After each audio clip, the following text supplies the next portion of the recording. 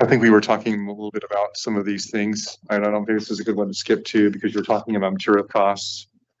In 2025, with our roadway use tax funds, we spent about 2.3 million. And this is really the breakdown of that in terms of the material. It's a lot of material. It's a lot of work. And then, of course, we talked about this before, the striping paint, a lot of savings with 275 gallons paint. And then going back to the other slide, major projects 2025. So we have South K Street, Hillcrest, the Square Beautification, streetscaping, North N Street and Boston Avenue, Buxton Street, the pavement management plan, and East Franklin. So each one of these efforts were completed in 2025. On these projects, they were, and especially the South Cave project, we saved the few $1,000,000 there because we came up with the rural urban design that saved that few $1,000,000, was the major win for our community. Just one note on these, they were all projects that were done with contracted staff, correct? In terms of the engineering design, that would be correct, as far as I understand. So, and then the contractor would do the work, yes. So we would have with staff oversight. I mean, we had some staff oversight on the projects throughout. So I'd have to speak correct to prior. Essentially, what this is you'd have an engineer's design for the project, and then you would get bids from contractors to construct, and so that would be the process of design, and then bid, and then build. Through those, contract with an engineer for design, and then a contract for construction with a contractor. But then oversight, of course, with staff. What does the oversight entail? I guess. Well, in terms of a public works director oversight, it would be working with the engineer of design to make sure that you're managing the construction project so that it's in accordance with the design. So that would be, you want to elaborate kind of on what Snyder has been involved with, David? So the public works, I mean, we follow the policy that's set by the public works. That's the leadership of the project. And then we execute the design and the details and provide the level of documentation needed. And believe it or not, that's different for a lot of different projects. For example, the South K Street project received $200,000 of state transportation money. And they said, okay, here's your money. And then we need these kinds of tests and these kinds of documentation to make sure that they'll also have special assessments, which required a different level of documentation and illustration. Similarly, the Hillcrest project used state or federal money and had requirements for the documentation. The pay applications had to be run through the DOT before. So there's this different level of but the decision to use that money on that project comes from works, and then they have obviously the responsibility to make sure that we're following all the rules as well as we go through the project. And there's always, there's 100 in every project. Should we do this or this? And then they're at the table deciding which direction to go on various design decisions throughout the project. So the oversight is more higher up the org chart, is the people that are oversight for those usually. Correct. From a purpose and need standpoint and a scope of the work, stop here, go one more block, those types of things, replace that or patch it. Gotcha.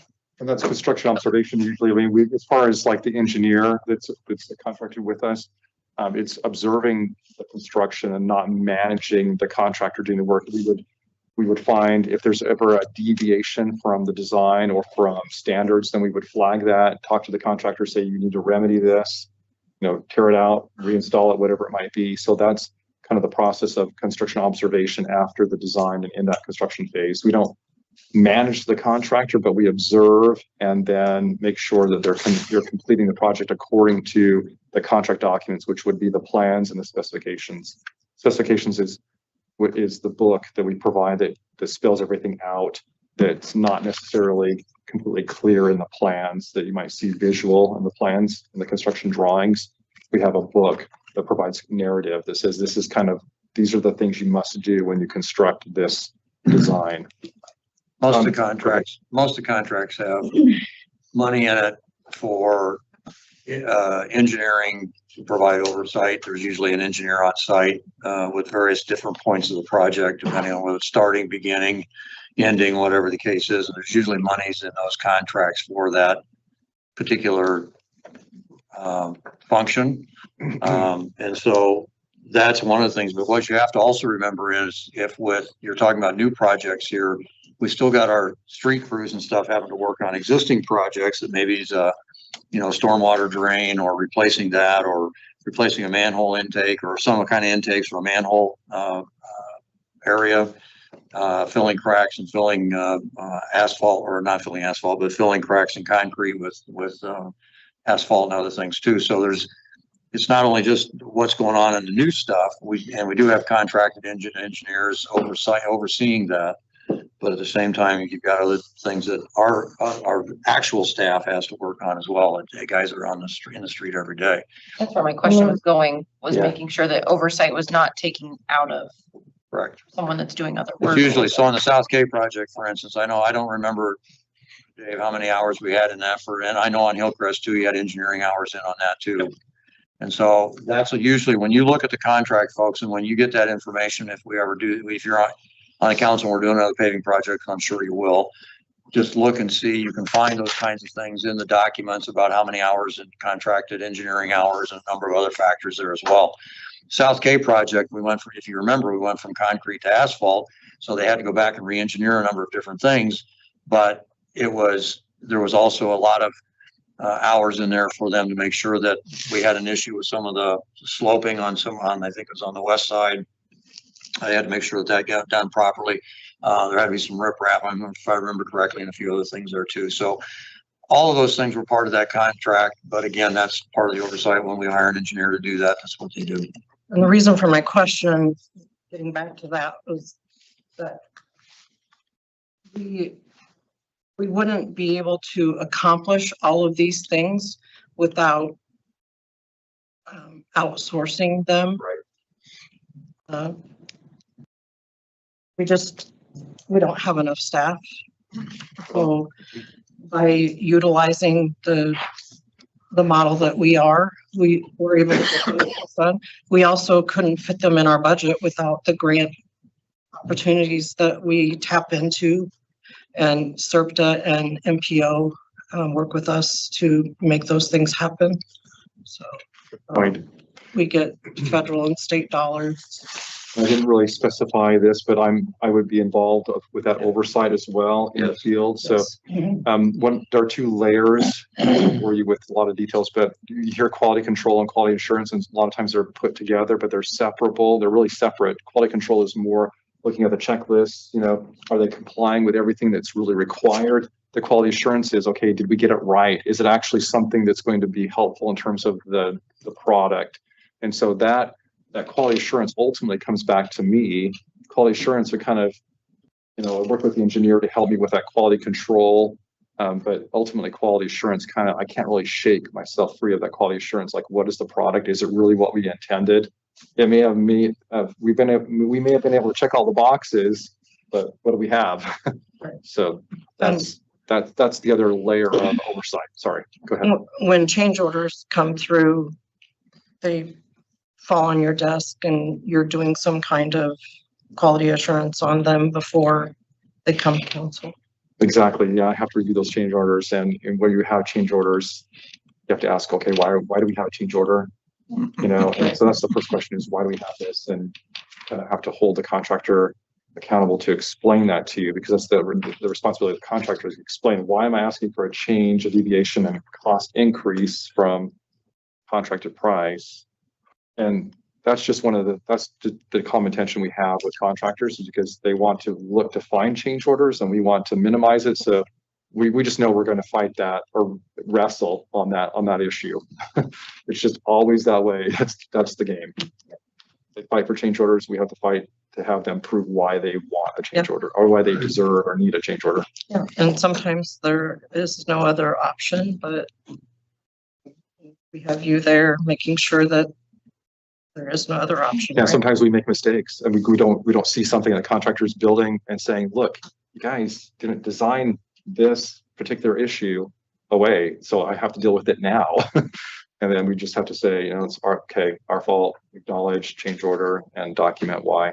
There's also issues where if you're going into design a project that you're not exactly sure what's underneath that project, there could be some hidden factors there that you're not completely sure about. And so those are sometimes going to end up in a change order too, because nobody knew that those things were there. For instance, on this particular piece of ground along the highway, there used to be 4 houses there that had coal chutes. And I don't know when those houses got torn down, if those coal chutes got filled in or they just got some stuff put over the top of it and those coal chutes are still there. That was a discussion we had when we were looking at putting the new public works building, public safety building on this site was, have you checked, have you done borings out there to find out if there's vacuum or vacant areas underneath the ground, because those never got filled in. Interesting. Okay, that would be good. That would be a good example of a change order. Yes, it would be. Right. Covered that one. The next slides are really just looking at the prioritization of pavement repair, because it is the greatest asset that we have as a community in terms of the cost. So these are summaries from HR Green's pavement management plan.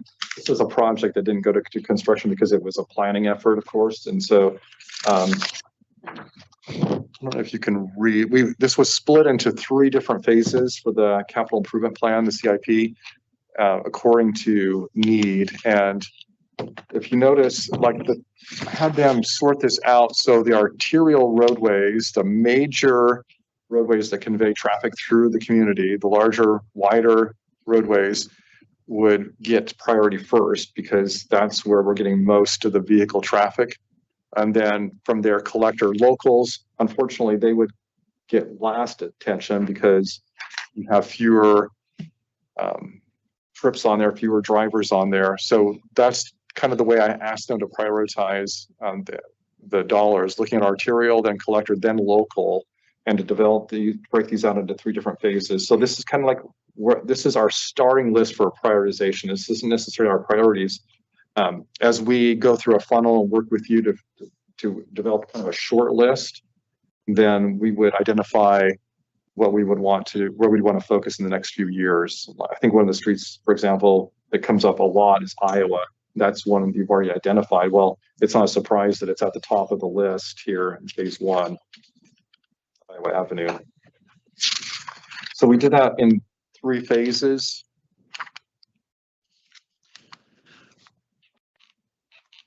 And you can just see the thing to take away from this is just the prioritization according to arterial and collector over local. That doesn't mean that we won't identify a local street. Like you say, we're really getting pressed about this local street. It's really hurting, and there's some issues that need to be fixed. Maybe there's some drainage issues need to be addressed, and then the pavement needs to be repaired to fix something that might be a hazard that needs to be addressed now, instead of putting that money to an arterial or a collector. And we can do that as well. Happy to see North D on there. Take that daily.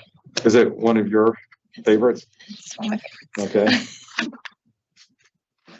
So there might be roadways where you have, the history about it because you travel all the time, and you can provide information saying, okay, this continues to get worse at a rapid rate. We need to do something with it. We may not have that same perspective as you do because you drive it every day and you're watching over the last year or 2 or 3 how it's degrading.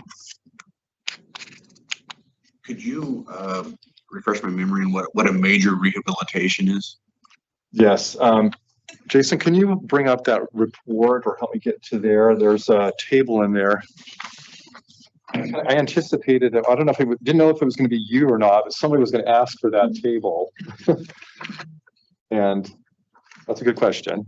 Thank you for asking it. You're welcome, you know, I mean, I understand reconstruction, that's no problem. And a rehabilitation, maybe it's replacing some grids or something. I just wasn't quite sure to what scope are we thinking when we talk about the major I'll be in there now. section of Okay. road.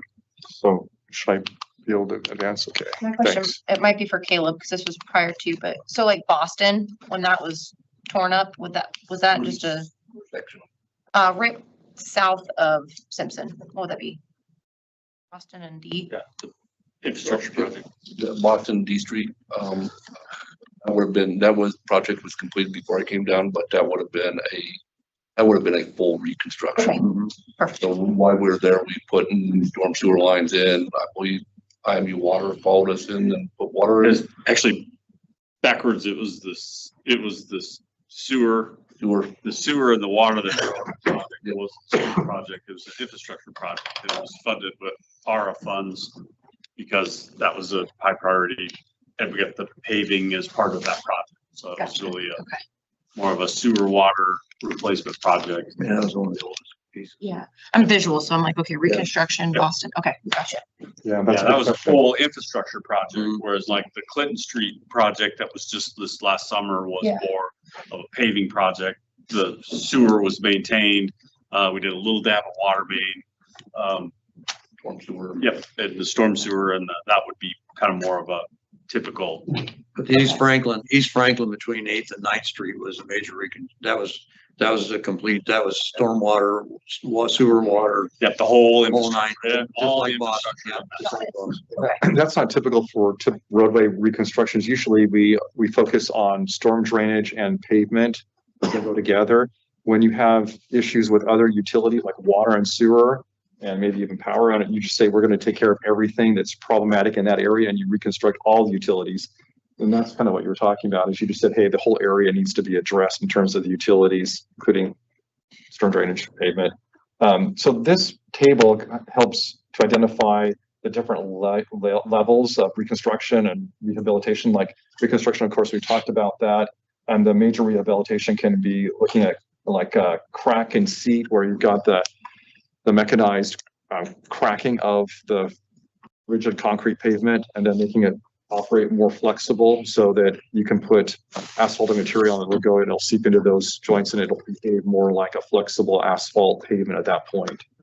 So you've got overlays, you've got major concrete restoration, and minor you have overlay, and then minor concrete restoration. So there's a full range of kind of activities we can do in rehabilitation. There are some that aren't even listed there. So in terms of preservation and restoration, you can look at grinding or crack sealing, pavement patching. So there are a lot of things we can do within the full spectrum. And in some cases you might say, well, this one's identified for a major rehabilitation or minor, and we don't have enough money for that. So we're just going to do what we feel like needs to be done now. And that might be a bandage type fix where we just do some sealing of the cracks that are there to reduce the amount of water we have going into the subsurface. Freezing thaw, of course, is like a hammer with the pavement. Eric, can you explain this when you did the presentation? I'm sorry. Can you remind me what crack and seat is? Yeah, it's kind of like, I mean, David, you probably explain it better, but it's like a hydraulic loading. It's some heavy equipment bringing down loads upon concrete and basically like a hammer and cracking it, crushing the concrete so that it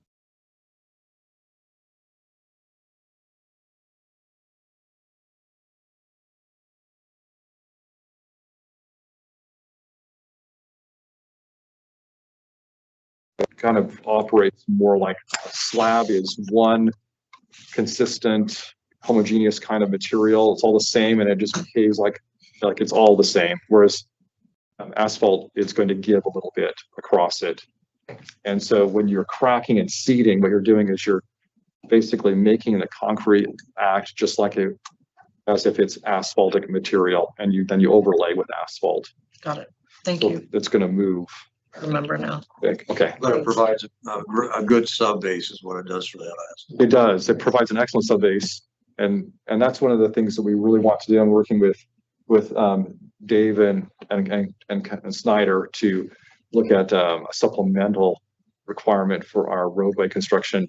Some people have said, well, the developers aren't going to like that. Well, actually, it was one of the developers that said, I think you should look at this, because he said, where I'm working otherwise, they're using a supplemental, and your soils here are really bad in terms of expansive clays. They're kind of fat clays, meaning the clay is really a microscopic particle, and then you get it wet and it just gets super fat. It's huge. And so then you get, when you step in clay, you just can't get it off, or it's just kind of, it doesn't have any structural support.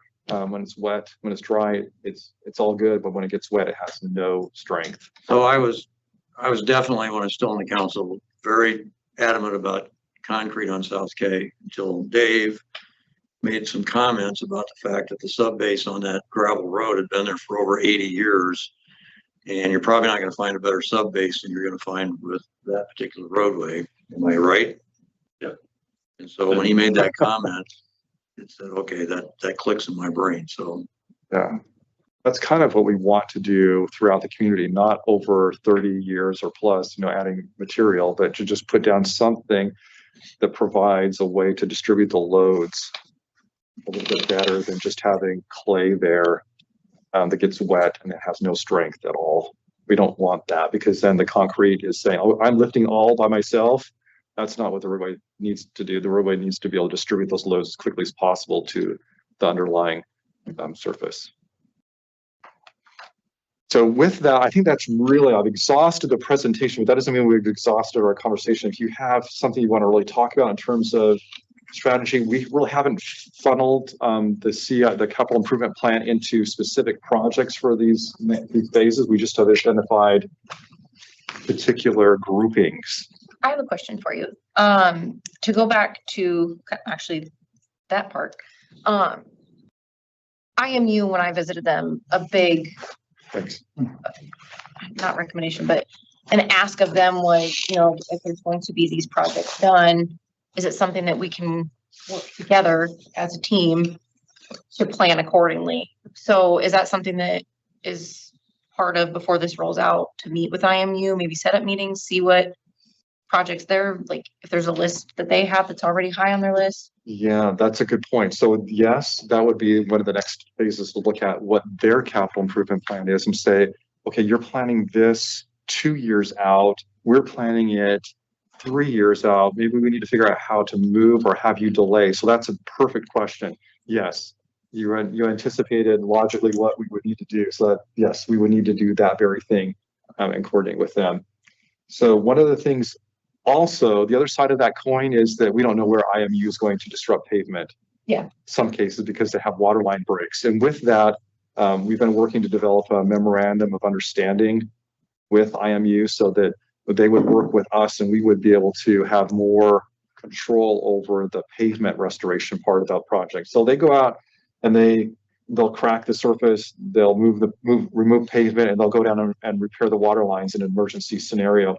This memorandum of understanding would say, you need to notify Caleb and company, notify me what you're doing, and then you proceed, but then we are the ones that are going to restore the pavement back to our standards. Because right now, I think they're doing it, and we can't always get them to match our standard because it's not their world. They don't really understand it. They're not really trained in doing this. So I think it's a win-win for both sides, and that hasn't been formalized yet. I think we've got a draft that's been revised and revised again, and now it's being reviewed, and I just need to follow up with Chris to figure out where we are with that. But I think we're getting close to an agreement that'll help us with the other side, which is the emergency repairs. But you're absolutely right, with the capital improvement plan, we really need to make sure that we sync this with them so we avoid, hey, we got this great roadway, and they come back saying next year, oh yeah, we're going to rip all that up. Yeah. Which they could still technically do, but we want to avoid that by synchronizing our planning. So I have a question. I got a lot of questions after the Iowa DOT annual report was done, and how some of these expenses fall on those line items. Do you have that report that you can pull up? I don't, I'm not, could you share it with me? So I have a DOT report. It was a report that we had to file with the state, and it's all of the line items that have fallen in here somewhere, such as how much was spent on snow removal, how much was spent on street projects and your staff. I'm not familiar with the report, but That's a financial document that the state requires us to fill out annually, and we have to follow the state specifications on how that's recorded. So that can be an effort between Jackie and Eric to break down how our budget is really extrapolated to fit what the state requires us to submit to them. So it could be that technically you didn't spend that much and some of it was DOT, but the way the report is filed. I wouldn't want to speculate on it. It would be an exercise for Jackie and Eric to go through it and Okay. understand how our budget kind of fits into what the state requires us to submit to them.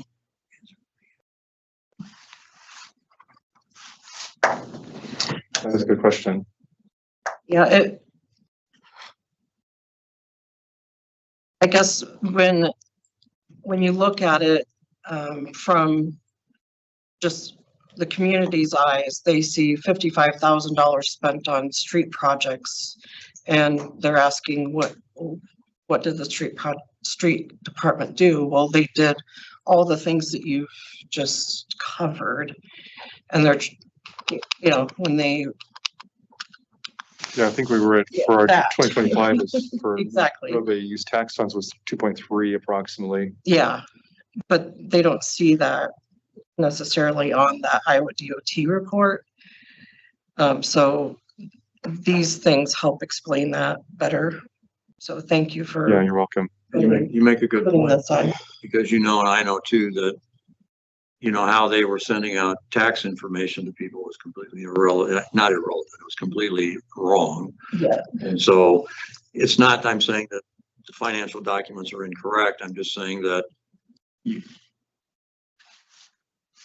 I think Jake's, we do need to probably have Jackie explain that, but really what you have to do is the categories don't always fit neatly. And when they see these categories and they're trying to explain or understand the overall numbers, and where we're spending our money, it doesn't match up in their heads. But this is more representative of what the street department did. Sewer intakes, I mean, I don't know, Caleb, how many you did last year. I know you did a bunch of them though. And so, I mean, those are just things that had to be done because they were in disrepair and they were falling apart and they were collapsing on it. I know he did a lot over in our neighborhood too, so. Yeah, I remember from sitting through the budget talks with him, he had several budgeted. Yeah. I think we did in 2025, I think we did complete repairs out roughly around 30 storm sewer intakes. And we probably got another 800 of them that we can do completely. Yeah. We're not doing partial repairs anymore. If we tear in and it's more than a 25% repair, we're just doing a full repair. That way we can extend out and we can get a good 30 to 50 years out of the concrete walls that we're pouring. There was one on South D Street. I know his team worked on maybe last year or the year before, but that almost completely collapsed on itself. And I mean, it was a danger to any car that might have even had to drive over that or close to that thing too. So I know they repaired that as well. Yeah. We have to do those so that we don't have kids riding scooters over There them, you go. having a manhole fill in. That's true. Regarding storm drainage, David Snyder, so your group is doing a storm drainage master plan update. That'll help us similarly to the way the pavement management helped us to identify and prioritize our improvements for pavement and roadway. that will help us to identify drainage issues that we need to address now, because really, the roadways have problems, but usually the problem with the roadway condition is usually water related. So we need to fix the storm drainage issues first in terms of prioritization and make sure that those are fixed. So if we have a project where we're going to do a full reconstruction and David's saying, that's undersized, meaning we don't have a large enough conduit to convey the flows, then we should actually tear that out with the roadway improvements and reinstall that so that our system gradually gets to where it needs to be for the build out or the master plan of the city. Since you mentioned the stormwater and that, so would that research be part of like going south out of town and why there's not sidewalks there? Because of, I know you'd mentioned in the past, because of stormwater and everything that was required. Mostly it was curb and gutter, because our policy, which I think we still have in place, says that if you don't have curb and gutter, you don't have to put inside. So part of that was because that was the highway and that's DOT. And so we didn't have curb and gutter. It was a rural design at a certain point in town. So I think it's about Plainview where that becomes a rural design, and we've outgrown that obviously. And because when you got north of town, the same thing was true. North of Hillcrest, it was rural design because that was not part of the city for years. So the problem we've got is that we have to change our policy to say that if you're building commercial properties or you're building a development in an area that has an intermittent rural design in there, there's going to have to be some sidewalk accommodations made. That needs to start on our end first before. Yeah, I think so. I think we have as a council, we have to point out that we just need to start creating work. Staff brings us a policy that says this is how we think this can be handled in the future. But I don't think it's changed anything. I don't think we've changed anything on that. I think we still have it has to have curb and gutter before you require sidewalk. And then the other part of that is if you've got an area that's got a fairly large non-developed piece of ground, you don't have to require that ground to have sidewalk, and that's a problematic too on Hillcrest. So, and then also on North Ninth as Yeah, well. yeah. Kids walking to school and they're in the street. exactly, and that's what our policy's been, right? now the money side of it is that we cannot use roadway use tax funds just to construct a sidewalk if it's not associated with a roadway improvement project. Right.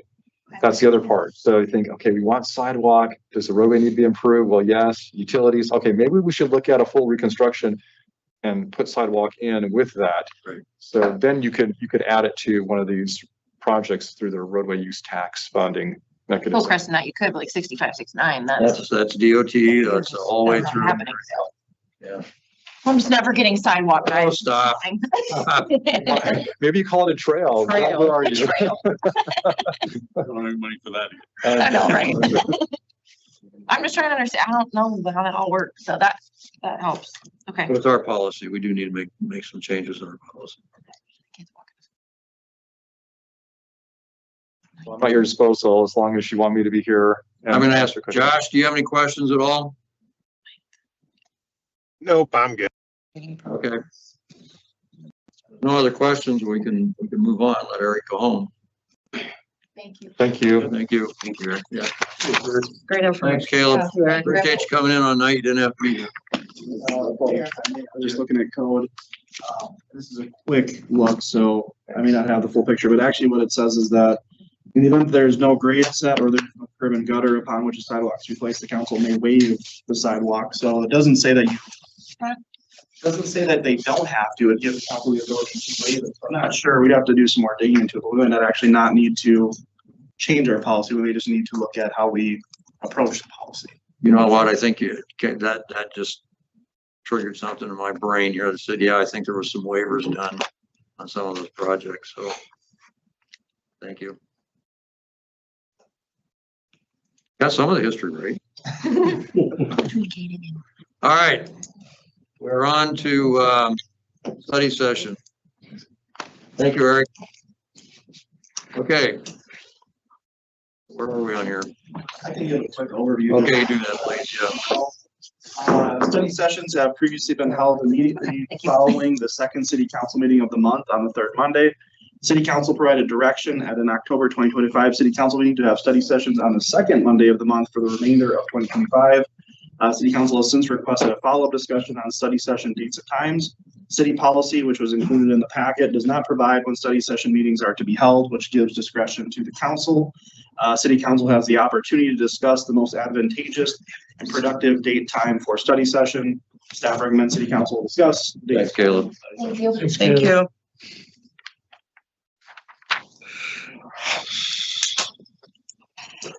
So what's your pleasure? Jay. I can start. I'm sure we're not. I think like nights like tonight, study session makes sense, right? I mean, we used a good hour of talking about things that need to be talked about. The only thing I request is that if a study session, and I mean, this kind of goes on staff with you, Jake, I guess, but if we're gonna have something on a study session that literally could be put into a regular council meeting, that would be my preference. I think last Monday was a prime example. I'm brand new and just looking at the agenda, I was like, oh, that's gonna be a pretty light agenda, easy night. Okay, is there things on study session in the future that could maybe be moved up and put into that agenda? I'm not saying we should be here for 4 hours on a Monday night, right? I've got kids. They like when I put them to bed. I'm not saying that, but I mean, if we're sitting in an hour and we can fit a short conversation, I think that would be what I would suggest. But like I said, tonight was a prime example of, I think, a good use of a study session. Jake, correct me if I'm wrong, then we could put items like that on the agenda, but if the meeting goes long, we can then table those items until a future meeting. Is that correct? Yeah, you have always have the ability, you don't have legal counsel here, so I'll play lawyer here for a little bit too.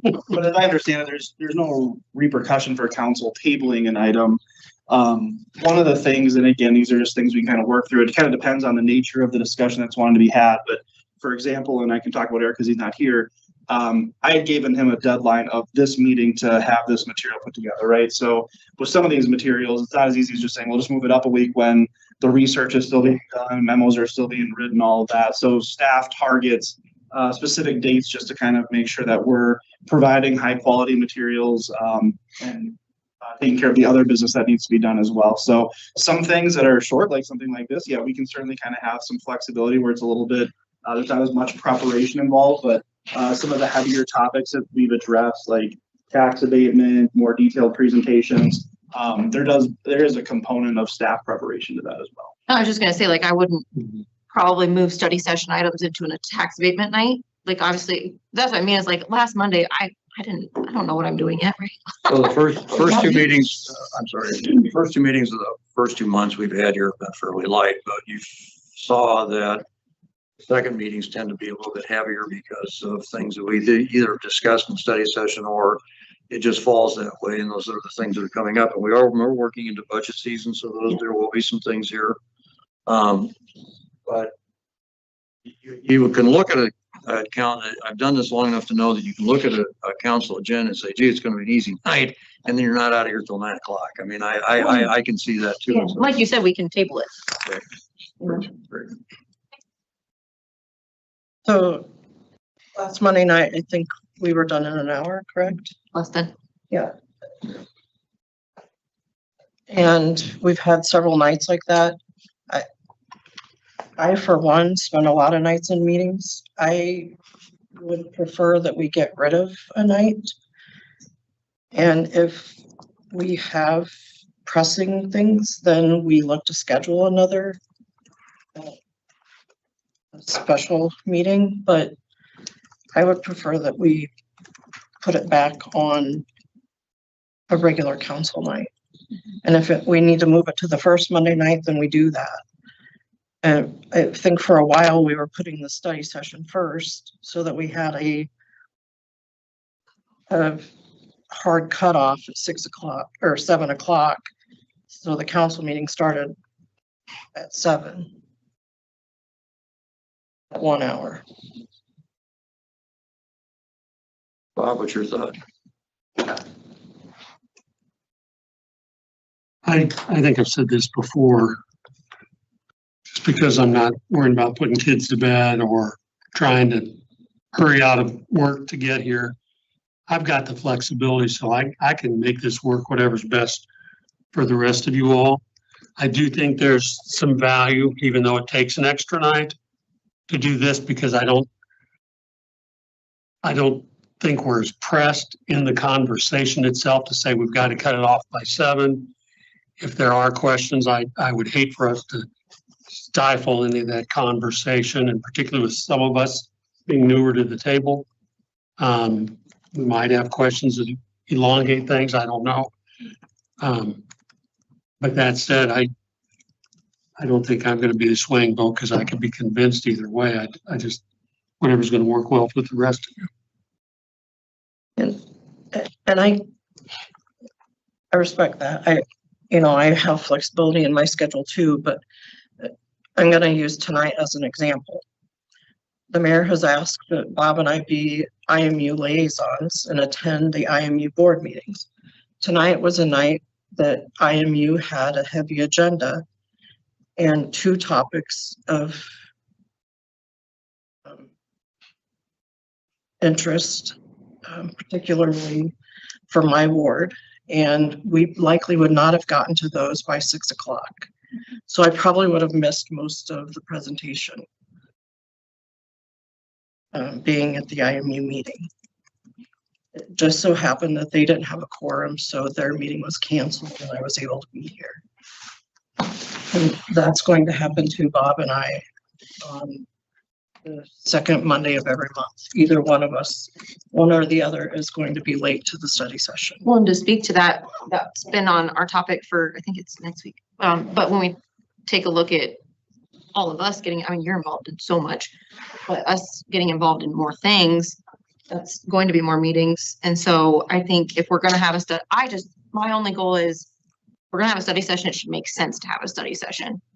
I mean, obviously I do this in my daily life of, with work and trying to balance out certain things. So I get what you're saying with, you give people till a certain time, then you come to them a week later and you're like, actually, can you move that up? That's not really fair to them. So I get what you're saying on that. And I don't think that's not what I'm saying on those situations. I think if it's something like tonight where, that was a pretty beefy PowerPoint to give, it might take some time, but if there's things that can be put in, that's where I'm suggesting if we try to move those around a little bit, and if it's not something that has to be right now, if it's something, especially as budget season comes, that those are going to take up our life. So if there's other things that can maybe move into agenda nights and leave the study sessions for specific items, that's all I would say. Yeah, well, and I think of the staff who come in on another night, and all of them who are missing kids events to be here, council members who are missing kids events, council members who are dialing in because they're traveling for work. All those things factor in. Staff is already committed many nights a week as it is. Josh, do you have anything to say? I guess I think with how in depth we like to go on some topics regularly, it is beneficial to have this time set aside. I don't always like having a 1 hour time limit before a meeting, but I also don't like having an unending meeting after a meeting. I don't feel like that's fair to staff and focus levels and all that as well. Probably similar to what Tiffany said, like I think if we regularly schedule these for the heavier topics, that's great. And if there's a month where we don't have heavy topics, then cancel this meeting. Just manage our meetings. That's my opinion.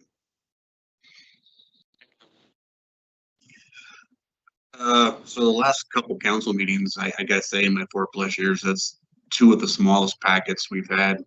With last week's was 50 some pages. When Steve and I first came on 4 years ago, we were looking 300 pages packets, right? So a lot of times our meetings went way long. I don't know what the future holds. this is a topic I'm not gonna die on. I could care less, honestly.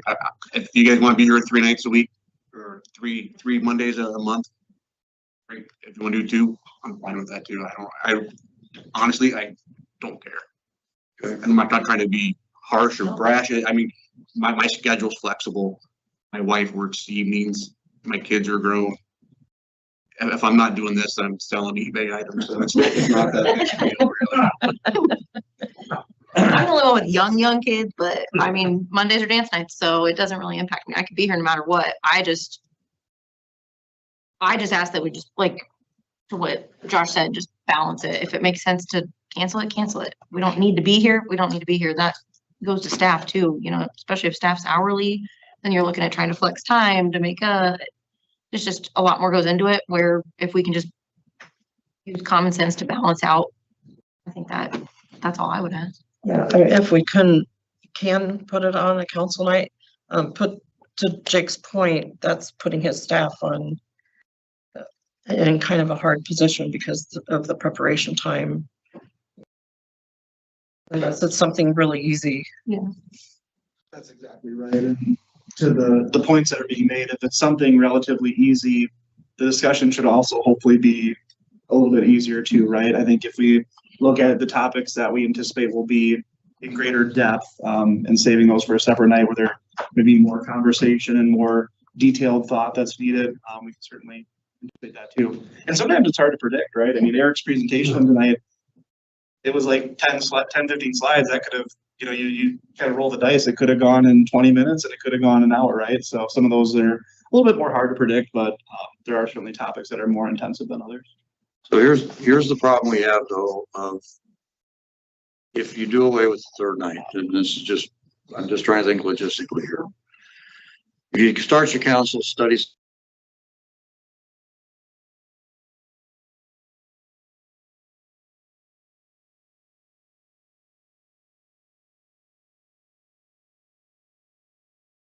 they're spending the money and how they're spending the money, because that's what we need to do. We've got budget season coming up. There's a lot of things like that that come into play.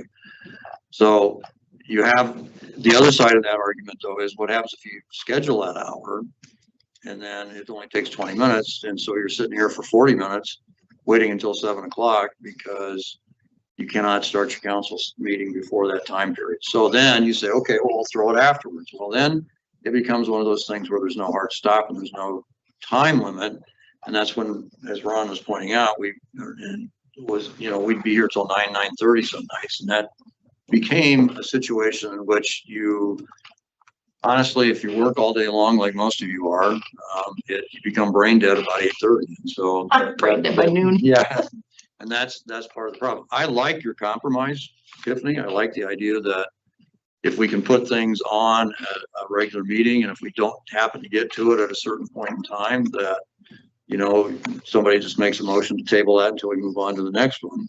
And I like the idea that maybe if we don't have anything heavy, we don't schedule the third Monday night. I just think from a good conversation stand, we had great questions today, folks. We really did. I mean, those were all good questions to not only staff, but to engineering and everybody else. And so we were able to take the time to really delve into that. So I don't have a say in this whole process other than I can call council meetings, but I prefer it to make a decision that's kind of a joint decision here so that, you know, we all are okay with how we're going to make this structure this. And if we can put things on as a regular council meeting, if it looks like it's going to be a light agenda, then if we don't get to that light agenda, the only question I would have is what signals that? And what's the point that we say, okay, we're just going to have to table these until the next meeting. Is it an hour and a half? Is it a 2-hour time limit? And then that gets back to the discussion that we had when Ron and I first came on the council was, I think they had an hour. I think their time limit was an hour on a council meeting. Was that right or something like that? That they had a distinct, we always went beyond that, but the council policy was, huh? Yeah, Policy's we fine. never followed the council. But 7:30, I think. yeah, I think it was 7:30. I think it was an hour and a half, 90 minutes, wasn't it? Yeah. And so, you know, I either going to make it and follow it, or you're just going to go beyond it or whatever. And I don't want to do that because I've learned too much from him that you got policy, you better follow it. So that's the only thing I'm saying is how do you trigger that then that we're gonna take all these things and move them to the next council session? That's the only thing. Yeah. I am going to switch hats. I am dangerously going to speak on behalf of Councilmember Armstrong. He had obviously was not able to be here tonight, but did send an email and wanted me to share some of his thoughts. Councilmember Armstrong prefers that we would go back to study sessions after the regular council meetings. Just kind of some of the things that some of their council members had said about just realizing that council members, staff have perhaps family duties or other things that they're doing on those other nights, and just recognizing that there may be an opportunity to put some of these topics with regular council meetings. So I just want to make sure that his comments were shared as well.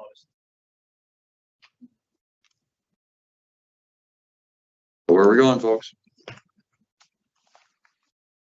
Are we, I should know this all on that up front, but are we bound by any time frame at which we have to provide notice for the study session publicly? In other words, if we're sitting here last Monday night, everybody's brain dead, we're getting anywhere, and we say we want to put something into a study session. So Sandra, maybe I'll help you from this clerk's perspective. We did pass a agenda calendar for the year that I do think has the study sessions on the alternative on the third night, but I believe with any public meeting, as long as we get 24 hours notice, we're free to have that. So ideally, we would align our meetings closer with the calendar that we pass in advance, but we can certainly accommodate a shorter time frame and still be compliant with state law. Anything else you want to add to that? Nope. 24 hours is what I was gonna say. So if we were to just say that we're going to move study sessions back to the first Monday of every month, following, not before, but following the regular first Monday meeting, with the option for any member of the council to call for a certain topic to be tabled until a study session. Well, that table would have to be voted on. That's the other thing too. You'd have to vote on Yeah. anything. No, I understand that. I'm just trying to figure out some language that lets us do that. I mean, condense it, but still have that option if we start getting to 8:30, 8:45, and somebody's eyes are rolling in the back of his head. We say, okay, we better table this. We've got that option So are you saying, I'm sorry, are you saying study session before the council meeting No, or no. after? after. Okay. So like last Monday, we got done like, say 6:50. Then you can go, then you'd have your study session, but if we see in the agenda that actually we're not only gonna be an hour, it's gonna be late, we could be like, hey, we're actually move the study session and vote to move it to next. Am I understanding what you're saying? Yeah, just Or we spend an hour in study session, Yeah. hour and a half in study session. So in the case that it gets done, say we have, agenda items, we have our regular meeting 6 to 7, and then we're done, great, we all agree, let's just go into the study session. If it's where a thick agenda, where, it's 7:30 and we're like, that was a heated debate and I'm ready to go have a glass of wine. We can vote to then move that to the next Monday. I know what you're saying, right? Okay, yeah. Is that, I know you're not legal, but is that what we're saying we can do? So I just want to clarify. So previously they were on the second Monday of the month, or the third Monday of the month, second meeting of the month, third Monday. Oh, I Are see. you saying deviating and going to? I don't have a preference either way. I'm just saying putting it after one of the two regularly scheduled meetings with the alternative then to, if we have a heavy agenda. Because I think I could foresee where we could run into some issues too, that all of a sudden we're creating heartburn and anxiety for staff. Yeah. On a particular topic to be ready. We're just gonna, all you guys say that's not gonna happen, then we vote to table that and put that topic on the study session. I think where the first Monday came in versus the third Monday is, the mayor mentioned that the third Monday becomes heavier, but your point was that it was because of the study session topics, right? Well, it could be, but you also get your treasurer's report the third Yeah. Monday of the month. You get a lot of different things that come into play. The- And the third Mondays, you go back, I think if you go back and look, I don't hold me to this, but I think if you go back and look, the first Mondays from about November, December, January, February have been fairly light. Mhm. Third Mondays have been the ones that have been maybe a little heavier. A couple of them have been really heavy. And I foresee, Jake, you can correct me if I'm wrong here, but I can foresee them, obviously the one coming up is going to be a big night. And then I think probably the third one in March, because you're going to have to meet all of your requirements for state requirements on your levy. I kind of like the first Monday idea. fact, I'm not saying we start right away, but.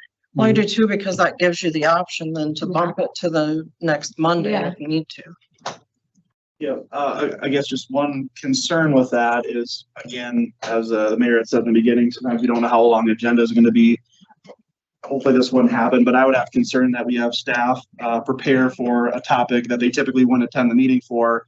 They end up through a 2.5, 3 hour council meeting. Yeah. And then they had no other items on the agenda. And then it's like, we've had enough for tonight. We're going to table this until next week. And now you may have now taken 2 nights away from that person. Sure. I hope that wouldn't happen. But that would probably be one situation where someone prepares and then it's like they sit through a 2.5 hour meeting and they say, oh, actually, we're just going to do it next week. Now they've got a whole other meeting to come back to.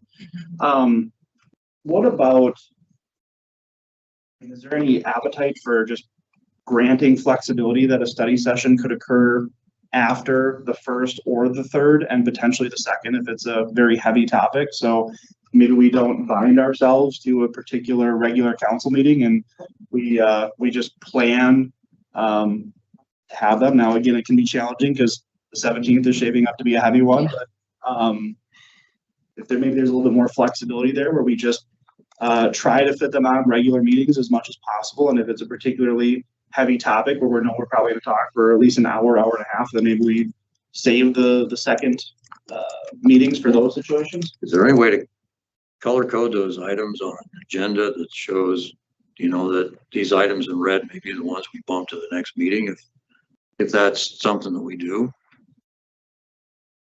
I would think we'd be able to add just a variation of topics at like the bottom of the agenda or something. I think that's a legal question, but I mean, I wonder if we could do that because those would be the items that would be bumped should we run into certain time limits, but we don't have a time limit anymore, but I mean, at what point is it just somebody, I'm sitting here and I'm looking at 4 people falling asleep and they say, we're gonna move it. Well, again, I think council always has the prerogative to table any item, right? So Right, I don't exactly. know you necessarily need to color code them. I think you could just say study session to follow and list the agenda, and then it could just be tabled. I think from a staff perspective, we did have additional conversation on this. I think there is a level of interest of having the flexibility to either have the study session on the first or third and maybe consolidate nights. But also there's the flip side of it is for the heavy discussions, some folks did enjoy the second night or the second Monday for more detailed discussion. So I don't know, like I said, I don't know there's an appetite for flexibility. We can try to insert shorter topics or topics on shorter meetings as much as practical, and then save these third Monday or an additional Monday, I should say, for heavy topics where we want to have more detailed and more fresh conversation. I don't see a reason why we couldn't do that. Yeah. I Because the agenda does, Flexibility, maybe. yeah. Yeah. Yeah. I'm fine with it. I have no interest in making staff hear any additional Yeah. nights. Right. I've just booked my Mondays out. So like kind of to what Ron said. I mean, whatever we vote, I'll be here. But I just, especially as a supervisor and knowing, especially like your hourly employees that you then are looking at, okay, well, if they're here, even longer on a night, if they're, salaried employees even, then you try to, I know with my work, we try to flex out time so that they make up. So it's just easier if we can have that flexibility of fitting it into another meeting. If we can't, we can't. And we're just here 3 Mondays and that's how the cookie crumbles. But, I think that if we can give that to Jake of saying to help the staff in handling and knowing what can maybe be put into a meeting and what in session, I think that's fair. I will say that your spring meetings through about May, going to be your heavier meetings because of budget and requirements by the state to hold public hearings. We don't know in the public hearing that we hold for the tax levy, if that's going to be a long hearing or if it's a short hearing. Last year, I think we had nobody show up, right? And so I think it was 15 minutes. We had to hold it open and we held it open for 15 minutes. But it could be a situation where you have a room full of people and that goes 2 hours in and of itself. Could be, I mean, I don't think we have to start it like right now, right? I mean, if there's, obviously with that flexibility, we're saying, okay, we are going into these next months knowing that they're gonna be late nights, they're gonna be heavy. Could be. I mean, I'm not guaranteeing that. I'm just saying that there could be. Just figure the worst. And if it don't get out early, great. But I mean, that could be something that it's more, we don't see the change until June, but we know that because it makes sense, right? It's gonna be heavier nights coming forward with the budget, but. I came on council and the meetings lasted until 9:30 pretty much regularly, so. Okay, that's my bedtime. But I also will say on those long meetings where there's a lot of discussion and where the discussion gets fairly intense over different things, it is hard sometimes to calm yourself down, I guess, when you gotta get into discussion about something else too. Yeah. And so I get it. I do like the fact, let's maybe leave it flexible. Staff can put on what they think they can put on, and if we just can't get to it, then, you know, maybe I just say, okay, we're moving into some areas of a little bit different discussion here. Are we okay going forward, or do you want to table these until another night? Maybe that's my job, I guess. I don't know. You don't have voting card, but you have. I do have that power, but I just, You have power. well, I just have power to ask you folks. You have to vote. What do you think? Great flexibility. Let's move on. Okay.